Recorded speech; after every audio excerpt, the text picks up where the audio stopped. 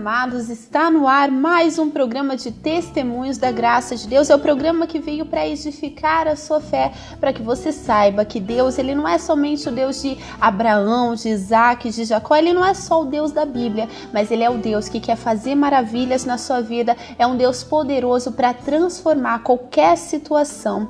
E eu quero falar para você, você que tem experiências com Deus, você que teve um encontro real com Deus, eu gostaria que você mandasse a sua cartinha aqui para nós lermos aqui no ar. É Avenida São João 791, bem no centro da cidade de São Paulo. O CEP é o 010 35100, Avenida São João 791, CEP 010 35100. Você anotou? Então manda a tua história de milagres, você que tem tido e tem visto um Deus de maravilhas na sua vida.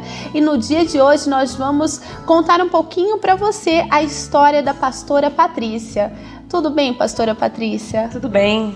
Conta um pouquinho para nós da sua história, como é que era a sua vida antes de conhecer Jesus?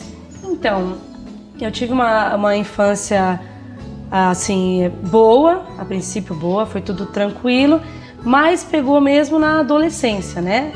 Até por influências de amigos, por causa de más companhia, as pessoas do colégio, eu comecei a fumar muito cedo, com 12 anos, comecei a sair muito cedo à noite, comecei a usar droga aos 14, né? Tudo começou muito cedo, porque a juventude no mundo começa tudo muito cedo. Então, até por causa das influências, eu comecei muito cedo a me misturar com as coisas do mundo e com más companhias, quer dizer, saía escondido de casa, meu pai não sabia, saía à noite e voltava muito de manhã, chegava na escola, eu dormia na sala de aula, não conseguia acompanhar. Então, assim, foi uma adolescência muito tribulada, né, que eu passei. E aos 14 anos eu até cheguei a conhecer de Jesus em casa, ouvi falar, até acreditei que aquilo é verdade, mas a princípio não sabia como ir, como seguir, e continuei no mundo, e até que aos 17 anos eu saí de casa para me casar. Mas no mundo a gente acaba não casando, na hora que a gente sai de casa, eu juntei com uma pessoa e engravidei. Foi aí que começou mais tribulações ainda. Foi aí por diante, né? O que te levou a usar drogas a primeira vez, pastora? Foi influência mesmo, coisa assim de companhia das pessoas. Mas você nunca usou, mas você... Quer dizer, você era o bacana se você usasse, você era o bacana se você fumasse, você era o bacana se você saía, senão você era excluído. Então, a partir disso, não só eu, como eu lembro que a maioria se envolvia com esse tipo de coisa até para ser participante. Ser parte da sociedade. Exatamente, para ser legal. Turminha. Isso, seria. Exatamente, para ser legal, para ser bacana, para ser diferente. Você se entrosava com esse tipo de coisa. E foi o que me levou a fumar muito cedo, a usar droga muito cedo. Fumei maconha, inclusive, e é uma coisa interessante que no mundo você não precisa nem ter dinheiro para usar droga, porque é coisa do diabo mesmo, eles te arranjam muito fácil quando você precisar. E aí acabei usando, acabei me envolvendo com muitas coisas mundanas. Então, novinha, você tinha consciência de que aquilo estava destruindo a você? Não somente o teu corpo, mas a sua vida? Sim, o cigarro, inclusive, quando eu tinha 15 anos, eu lembro que me deu um ataque de falta de ar muito grande. Eu fazia esporte e o professor de esporte falou pra mim: você vai ter que escolher, ou você fuma ou você faz esporte, porque aí você não chega nos 20 minutos de aula, porque a minha respiração já não aguentava mais, quer dizer, com 15 anos. E eu escolhi continuar fumando. E eu sabia que aquilo fazia mal, aquilo me doía, subir escada estava difícil, eu só tinha 15 anos, mas eu, a princípio, não queria parar, porque aquilo era parte da minha turma. Então, eu não parava, justamente sabia que estava sendo errado, mas era uma coisa assim, acho que a verdade eu não estava em mim, né? Eu não conseguia ver a luz. Simplesmente a gente sabe que está errado, mas você continua andando no escuro porque aquilo para você parece a verdade, né? E a sua família, ela tinha consciência? Não. Meu pai me pegou fumando algumas vezes, deu um escândalo, né? Mas eu pegava e continuava fazendo sozinha. De droga, não, nunca soube, não. O que seria um escândalo para meus pais, porque eles me deram uma boa criação. Não foi nada de rebeldia, não foi nada disso. E que é uma coisa que acontece muitas vezes, a gente acha que só a pessoa rebelde usa droga. Só a pessoa que teve problemas usa droga. Não, a pessoa por influência para fazer parte da sociedade. Para se sentir normal, pra né? se Porque, sentir normal. na verdade, a sociedade entre os adolescentes é normal usar drogas, é normal fumar. Exatamente. Eu tive uma situação que eu estava num barzinho assim de faculdade, e um menino de 12 anos pediu maconha para nós. Eu falei, mas você é muito novo. E aí ele falou assim para mim, mas todo mundo faz. Quer dizer, para ele era normal, ele tinha somente 12 anos. E realmente fazer parte da sociedade. E você chegou a se tornar dependente? Não, nunca me tornei dependente. Nem do cigarro, nem das drogas? Do cigarro, eu não consigo dizer que era dependente. Era uma dependente, assim, nesse quesito, né? De querer fumar por causa da galera, das pessoas. Mas dependente mesmo, que nunca me tornei. O que é pior, porque eu poderia parar a hora que eu quisesse, mas não parava pela vaidade. Quer dizer, terrível, né? Mas dependente mesmo não, porque até quando eu saí de casa aos 17 anos, que eu digo que é meu marido, mesmo estava junto, era meu marido. Ele não gostava de cigarro e eu parei de fumar por causa dele. A influência, sempre influenciada, quer dizer, não tem Jesus, fica naquela influência, onde o diabo te jogar, você faz, né? Então, por causa dele, eu parei de fumar, para você ver como eu não era dependente. Apesar de ter multiplicado os meus problemas depois de eu ter saído de casa. E como é que foi para você, para sua família, você tão novinha, ter engravidado e ter saído de casa? Foi uma crise? Foi um susto. Eu deixei um recado pro meu pai e simplesmente me mandei. Porque eu sabia que isso para ele seria muito difícil. E fui embora, minha mãe engordou muitos quilos, porque não foi aquilo que eles queriam, né? Não era aquilo que eles tinham planejado.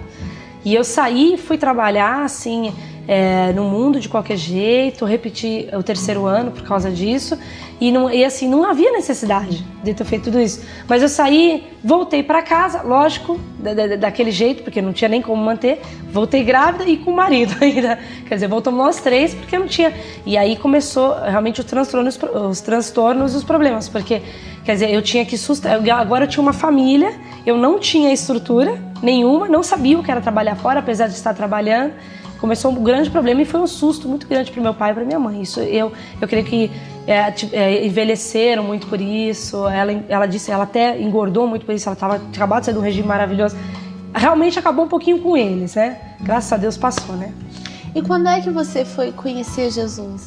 Então, aí nos 14 anos eu soube da palavra. Meu irmão foi curado da síndrome do pânico e ele também me falou assim em casa da palavra e eu acreditei. Mesmo tendo visto esse milagre, o seu irmão sendo curado, porque a pessoa que ela convive com uma pessoa com síndrome do pânico, com depressão, é uma crise na família. É difícil, ele ficou anos no quarto escuro. E ele simplesmente foi curado. E mesmo você tendo visto Jesus na sua casa, tendo visto essa cura, você não se voltou para Deus. Os meus pais, eles não acreditaram. Eles acharam que ele simplesmente saiu porque... ele chegou a frequentar psicólogos e foi isso. Ou que, de repente, aquilo passou. Eles não acreditaram por quê? Porque eles eram espíritas. Então, eu tinha 14 anos, era muito nova. Ele me falou em casa daquilo que ele tinha descoberto. Jesus com os amigos dele pregaram para ele e ele foi curado em casa. E aí eu... legal. Ele foi a primeira pessoa na sua casa que se converteu. Sim, foi. E ele mesmo, depois de uns anos... quer dizer, ficou em casa, não com síndrome de pânico mais, mas com uma série de problemas. Porque não adianta, a gente é curado de uma coisa, mas se a gente não segue Jesus, os problemas continuam. Ele foi curado de síndrome do pânico, mas mesmo... aí depois não seguiu a igreja direitinho, não foi na palavra. O que aconteceu? Continuou com problemas com a sociedade, continuou com manias horrorosas de limpeza, ele continuou com grandes problemas e eu junto, porque nós dois, por termos pais espíritas, a gente nos sentia forte bastante para ir buscar. Ainda mais que eu tinha 14 anos, não sabia para onde correr. Foi aí que, lá pelo mais ou menos aos 21 anos, que eu já estava assim, com muitas dívidas, casada com um menininho, né? E casada ainda não, já estava junta, né? O pessoal junta. E eu olhei uma igreja, era outra denominação, e eu senti no meu coração de simplesmente frequentar. E no mundo, interessante, que não foi assim muito pela dor, porque no mundo parece que tudo vai ser, tudo bem, a gente deve, suja o nome, não tem problema, se o casamento não der certo, você casa com outro. É esse tipo de mentalidade que funciona, quer dizer, a gente resolve de qualquer maneira depois, se der certo, tudo bem. E aí só que a igreja me tocou, a hora que eu vi me tocou, e eu comecei a gostar da palavra, comecei a me firmar, e aí foi. O difícil mais foi trazer o meu marido, né?